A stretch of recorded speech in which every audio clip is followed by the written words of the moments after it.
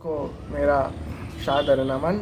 और आपके favourite YouTube channel RPKY Ram ji में मैं आपका प्यारा चहिता दोस्त प्रियांशु कुमारी और एक नया वीडियो में स्वागत करता हूं। प्यारे साथियों, आप सभी ज़रूर स्वस्थ होंगे और हमारे वीडियोस को देख रहे होंगे। प्यारे साथियों, आज हम कुछ नया विषयों के साथ आपके सामने उपस्थित हुए हैं। प्यारे साथियों, दो चीज़ ऐसे होती है जो हमारे ज़िंदगी में सदैव आता है, फिर चला जाता है, फिर आता है, फिर चला जाता है। वो है सुख और दुख। प्यारे साथियों, कभी सुख आता है तो कभी दुख आता है, क्योंकि चक्रवर्त परिवर्तन दे सुखानी च दुखानी च। प्यारे साथियों, समय का यह दो चरण होता है। कभी सुख का चरण आगे बढ़ता है तो कभी दुख का। तो हमें इससे घबराना नहीं चाहिए प्यारे साथियों, और परेशान भी नहीं होना चाहिए, क्योंकि वक्त सदैव ही ये दोनों चीज़ को एक के बाद एक लाने वाला है। इसीलिए हमें इससे ऊपर उठकर हमारे कर्म को करते रहना चाहिए, एक स्थित प्रज्ञ की भांति। ऐसे ही भगवान श्री कृष्ण अर्जुन को कहते हैं कि हे पार्थ, इस सुख दुख के जो भूल भुलैया में न भटको, क्योंकि तुम एक कर्म जोगी हो और अपने कर्म को एक तपस्या की भांति, एक योग की भांति निभाओ।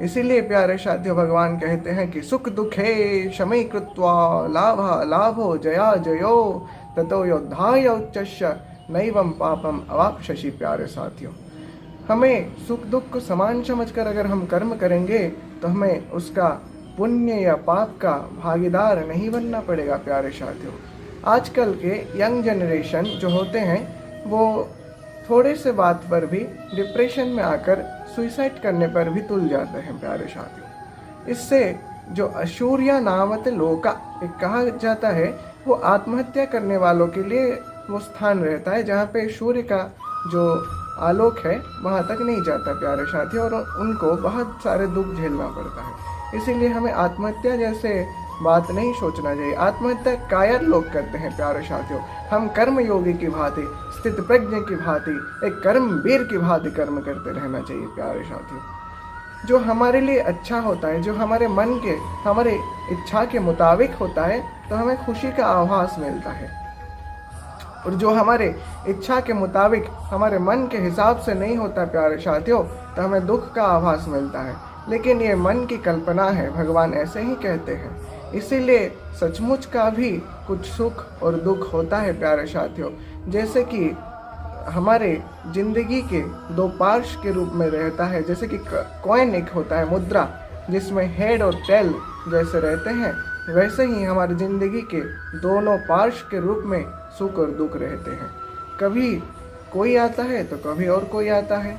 इसीलिए हमें इससे नहीं घबराना चाहिए। इससे ऊपर उठकर लाभ हानि सुख दुख से ऊपर उठकर हमें कर्म करते रहना चाहिए। प्यारे साथियों, सचमुच का सुख दुख है कि हम उसको कैसे जानेंगे, आज हम इस वीडियो के थ्रू उसको जानने वाले हैं। प्यारे साथियों, सो इसलिए थोड़ा ध्यान दीजिए कि आज का वीडियो को अगर हम अपने ज़िंदगी में इम्प्लीमेंट कर सके, उपयोग कर सके, तो वो हमारे लिए लाभदायक होगा। प्यारे साथियों, ये है कि संपदो नैव संपद विपदो नैव विपद विपद विस्मरणम विष्णु संपन्नारायण स्मृत।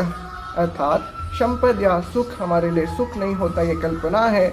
दुख भी दुख नहीं होता, जितना भी बड़ा विपत्ति आए वो विपत्ति नहीं है। मनुष्य जीवन का जैसा एक ड्रामा में होता है वैसा ही होता है प्यारे साथियों। लेकिन सचमुच का दुख क्या है कि विपद विस्मरणम विष्णु, हम भगवान को भूल जाते हैं, और भगवान के अस्तित्व का अगर हम भूल जाते हैं तो वही हमारे लिए सचमुच का दुख हो जाता है। प्यारे साथियों, वही सच्चा दुख है, वही सचमुच का दुख है। और जो भगवान के अस्तित्व का नकारते हैं वही संसार में दुखी मनुष्य हैं। प्यारे साथियों, और सचमुच का सुख कहाँ मिलता है? अगर हम भगवान को याद करते हैं, हमारे मन में अगर उनको बसा लेते हैं, हमारे मन में उनकी भावना, उनकी शक्ति का अगर हम ध्यान करते हैं, अगर हम ज्ञान को छोड़कर भक्ति की भावना से उन्हें अगर देखते हैं प्यारे साथियों, तो वो सचमुच का सुख का कारण होता है। लेकिन ज्ञान की भी आवश्यकता होती है। हम कर्म तो करेंगे, लेकिन एक रास्ते में, एक अंधेरा रास्ता में एक व्यक्ति जा रहा है तो वो भटक भी सकता है प्यारे साथियों। इसीलिए ज्ञान का प्रकाश परम आवश्यक है। इसीलिए हमें ज्ञान योगी, कर्म योगी सब कुछ बनना चाहिए प्यारे साथियों, अगर हमारी ज़िंदगी में अगर हम कुछ सुधार लाने की बात सोच सके तो। इसीलिए ही तो हम कुछ आम जिंदगी जीने के लिए नहीं आए हैं प्यारे साथियों। अगर हम इसको याद रख लें कि हम हम आम आदमी नहीं, हम खास आदमी हैं प्यारे साथियों। भगवान ने हमें कुछ अच्छे कार्य करने के लिए भेजे हैं इस संसार में। इसीलिए ही तो भगवान ये बात कहते हैं कि हतो वा प्रप्स्यसि सर्गम जित्वा वा भोक्ष्यसे मही तस्मात् उत्तिष्ठ कौन्तेय युद्धाय कृतनिश्चय। जो भी हमारे पढ़ाई के विषय वस्तु हैं वो हमारे बाहरी जीवन में सांसारिक जीवन जीने के लिए है, लेकिन अगर हम उसके साथ साथ गीता और पुराण का अध्ययन करेंगे तो वह हमारे मानसिक समस्या, मानसिक तनाव को सुलझाने के लिए पर्याप्त है प्यारे साथियों, और हम एक अच्छी ज़िंदगी उसके सहारे जी सकते हैं। इसलिए ही तो मैं कहता हूँ कि गीता को एक स्पिरिचुअल साइंस कहता हूँ प्यारे साथियों। वो आत्मा की ज्ञान है, आत्मा का विज्ञान है, इसीलिए हम उसे पढ़ना चाहिए। इस विचार के साथ बहुत बहुत धन्यवाद। देखते रहिए आपका पसंदीदा favourite YouTube channel RPKY Ram जी।